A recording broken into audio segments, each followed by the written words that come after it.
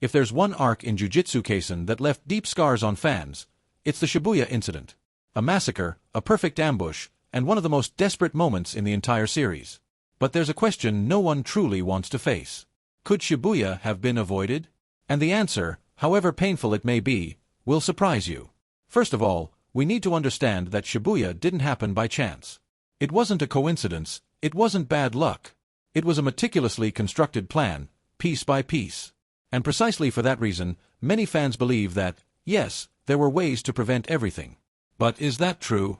The first thing that makes Shibuya almost impossible to avoid is the absurd precision with which Kenjaku orchestrated everything.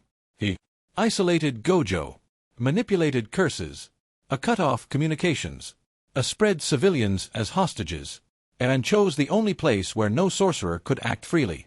Shibuya wasn't just an attack. It was a 4D chess game, where every move was already calculated. And when someone plays alone, and the other side is asleep, the result is inevitable. But here's the most important point. The mistake wasn't in Shibuya. The mistake was before Shibuya.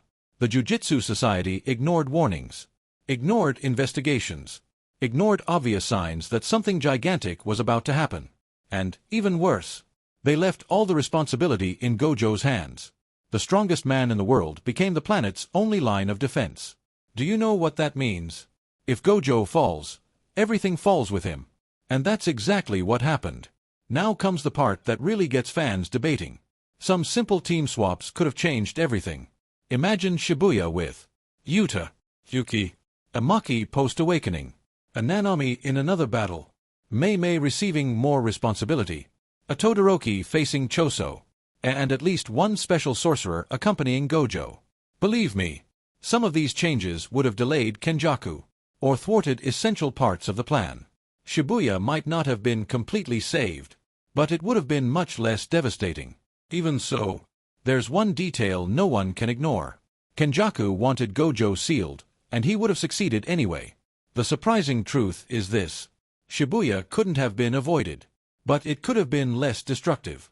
Because the main objective, sealing Gojo, was bound to happen.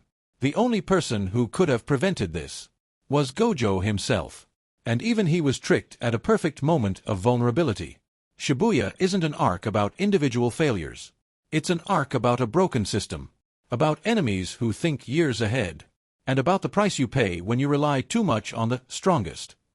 So, to answer clearly, Shibuya couldn't have been avoided, but it could have been very, very different. And perhaps that's what makes this arc so unforgettable.